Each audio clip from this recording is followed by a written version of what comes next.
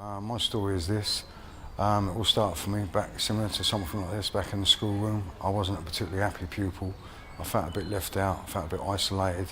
I was looking for approval, looking for acceptance, didn't seem to be getting it at home. I got in with a crowd that were nearby to where I lived, in a park just up the road. Their behaviour was solvent use, glue sniffing. I never really thought about the behaviour, it was more the fact that they accepted me. So I got in and started doing something that would have a detrimental effect on me.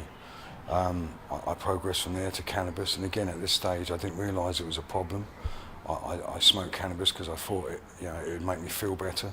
I wasn't aware of what effects that these drugs would have on me, especially so much so with the offending that later came with it.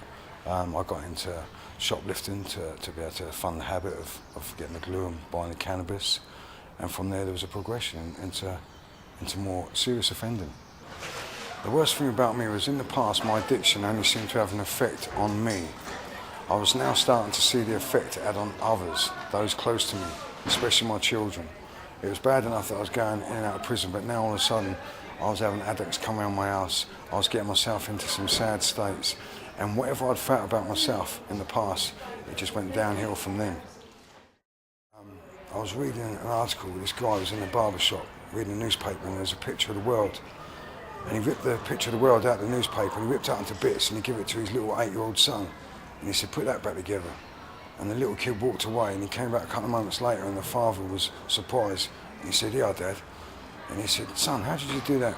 He said, on the other side was a man. I put the man back together and the world fell in place. And I know that it's like, I can't change the world, I can change me, and that's a start. And it's like I said, I tried to get them to look at the direction where they're heading, and do they like it? Or would they like to be heading in a better direction?